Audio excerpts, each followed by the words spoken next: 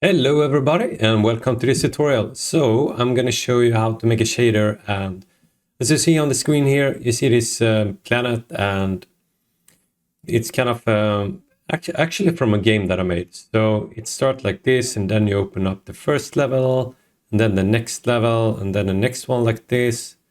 So yeah, it's a little bit nicer in the game, and it's actually, let's see, this one, it's called Looped. So you can find it on Steam, and it's a cute game. And here you can actually see the level.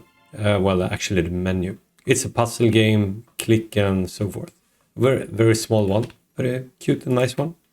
So I'm gonna show you how I made it. And also here you have the noise speed, if you want to have it, or no speed at all, and the mask strength. And this is the offset if you want to kind of maybe have it like this, I don't know, maybe you'd want. And also here you have the noise itself, so you can kind of the noise size and the edge strength, how much noise you want to add to it. So let's get started and do it from a fresh scene. And we're actually gonna use these assets. You of course need to find your own assets because it's from a game. But this is just a background, and this is the planet that I'm gonna put here. And in the game I had it as sprites, but it's the same principle, or what the name is. So first off, we're gonna make an unlit, let's see, Shadergraph, URP, unlit Shadergraph. So it's gonna be planet mask like this, and we're gonna create the material. So we're gonna put it here, and yeah, we can actually have the scene down here. So yeah, let's go in here. And what we need to do, actually first off, we can do the texture and sample that one. So if we just do like this, and we do the alpha too, because this image has some mask in it. So let's see, we just drag the tiny planet here. So here we have it. And let's see. Yeah, it kind of works. I mean, we need to add graph settings. It's an unlit, and the surface type is transparent. So this should be here, of course, and this here. And now we see the planet here. So here we have it. Super nice. So what we want to do, let's first off do a quad here, so we can also see the planet in here. So we have it in here. Maybe it works. So we can work like this. So we want to use the arc2 tangent, or arc tangent 2. I don't really know how you say it, but to calculate the 0 up to, well, actually 2 pi.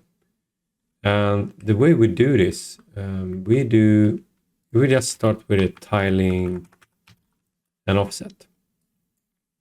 So we need to work from here in the center. And this needs to be 0 here, but this one, here it's 0 and 1 and 0 and 1. So we need to offset this. So this needs to be negative 0.5. Then we have the center here. And the reason we want this, because here it's positive and here it's negative. And here it's positive and negative. So if we do a split, and if we do x and I value with an arc tangent 2, we actually calculate here from -1 up to 0. No, I think it's, I'm not really sure. I think it's, yeah, it's -pi here. So -3.14 up to 0 and up to +3.14. So this is what we're going to use to make our mask. And if we do a remap, put the value in here. So if we do a constant here and we have it as pi, then we do a negate and we do a vector 2. So what we have here is vector 2 with a positive pi and a negative pi. And actually, I would like to have it the way around. I don't think it really matters, actually, but yeah. So if you do like this, now you see we're actually remapping this value. So here it was negative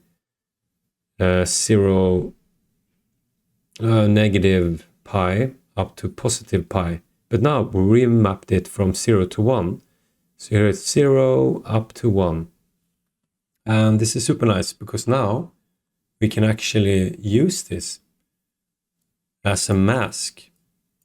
So if we do ceiling, it actually adds up. So it goes 0 goes up to 1. Well, actually 0.001 goes up to 1. And so it actually gets white here. So what we could do, actually I'm just gonna flip this one, or no, we leave it like that. So if I do add here, and now if you see, if I negate the value, you see we have some kind of mask here. So this is the way we're going to work to make this work. And if we just do multiply on this one, and here we can just make this smaller. So this one is here. So if we take the color and multiply it, now you see we're starting to get this kind of shape here. So this is nice. And what we want to do is to have a float here. And this float going to be the mask reveal. And we have it here, and we're actually going to do, we're going to add a value to it. So if we do like this, well, first off, we just do here. So this mask value going to be between mode going to be a slider, so it's going to be between 0 and 1. So if, let's say if it's 0.5, we want the, well, if we have it 0, we want it to be black, and it's not now. So we need to kind of add to this one. So what I do here, if I do -1, now it's black here. So what happens here is we have take the full value of 1 to 0. So now actually it's -1 here too. So to be sure, we have completely between 0 and 1. We're going to have the saturate node. Because saturate clamp it between 0 and 1. And let's move it a little bit to have more room. So if we do raise this one, now you see we give more, reveal more. So 0.5 shows the half one. So this is super nice. So if we let's say we do 0.2, or 0.1. 0.1. So you see it starts from here. And if you wanted to start from here, you can actually just change these values. Well, now it goes to this direction instead. But if you change it here, now it goes in this direction instead. So you can just swap this if you want to change that one. So let's say we want this to start up here, and then we just do a rotate about axis. Super easy. No, wait. Is it that one?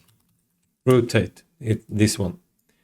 So if we now just do rotate it like this, you see now we can kind of choose where we want it to start. So now it will go counterclockwise. So I will actually change this value. So now if we do mask reveal and do more, first off, I'm gonna just make sure. So this here is like 0, and then it's gonna grow here. So if we just do mask reveal here and raise, you see now we have 3 levels showing up. So that's nice. So a nice way to control this a little bit better is to make another float here. So if we do float and we do offset root, let's say offset rotation. And this is also going to be a slider between 0 and 1. And here you see it's radians. You can have degrees too if you want. But I'm gonna go with radians. So that means you need 2 pi to make a whole lap. So 6.8-ish. If you do 6.7, it will be almost. But, oh, yeah. So here you see 0, and we need to get 1 full lap. It's 6.28, 2 pi's. So what we can do, if we just do a constant and take 1 pi here, and then we just multiply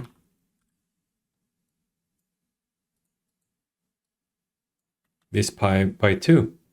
So now we have 2 pi, and then we just multiply this one. So if we do like this, now 0 means no rotation, and let's say if we want it to start up here, we just need to do 0.5. Now it starts here. So that's nice, and we actually can change it a little bit. So if we just save this and we go out here, and we can see the scene, so it works. And if we check out let's see, the sliders, so they work for us.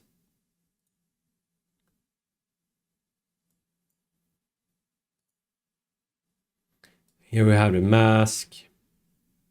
Here we have the offset rotation. So this is, now you see, this is how it's kind of done. So the last thing is just to add some noise to it.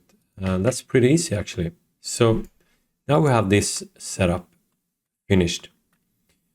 And here we just need to add some noise. So here we're going to have an add node.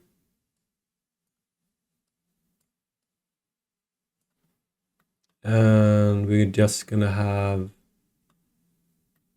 if you do simple noise, and we just copy it. We need 2 ones because we need one in each axis to make the noise look better.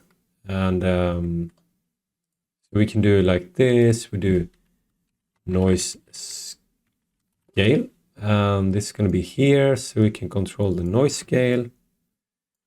I'm going to make the noise scale 60 as a default. And then we just do a remap of this. So if we do a vector 2 and connect these ones up, so maybe you figured out that it's no really difference between these two. We might as well just do like this. But the reason I want to is because if we do a tiling and offset to this one, so we just do a little bit of offset to this one. Now it's two different noises in each axis, and it will make the noise look better. So the input is between 0 and 1. And then we just need to make an vector 2 here, because here we're going to control the output ourselves. So if we just do the a new float here, and we do edge string, so this is going to be the as a slider between 0 and 1. So this is going to be the, actually, yeah, it can be 0 and 1. So if we do a vector, no, sorry, if we have the edge strings like this, and we do a negate,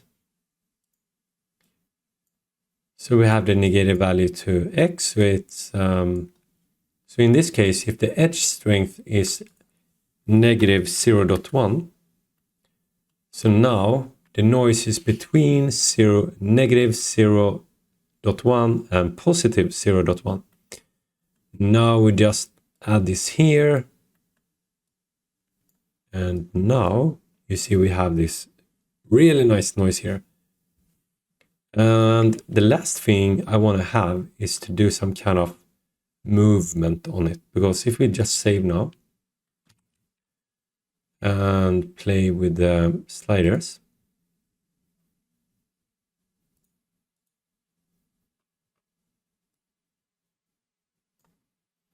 so here we have the edge strength and mask reveal. So maybe you like this, and we can have the offset rotation like this.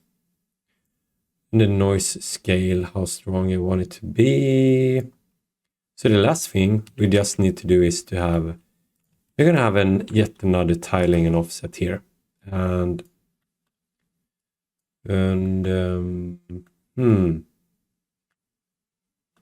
actually, maybe we should just have one of these. And if you do tiling and offset and do this here, then we just add here like this. Because now we're going to make an offset here that's animated to make the noise move. So then we just do a time, and this time going to be multiplied with the float, and we're going to call it noise speed. So if we have noise speed here and we multiply with the time, and then we just add it to the offset. And we just do a slider and do a little bit value on it. 0.05 maybe, and save it. And now you see here we have it. So, as you see, it's not that super complicated. It's pretty nice. It's a nice setup, and yeah, this is how it's done. And one thing that we could do is to do this one here. We can do so it gets, so this multiplier, we can make sure that if we do let's see, a maximum, we can make sure we always see a little bit. So if we look at this one here, we just add it a little bit. We can have it kind of foggy so we can see through it. So here we have it. Isn't it awesome? Super cool. So this is how it's made. I really hope you liked it, and thank you so much for watching.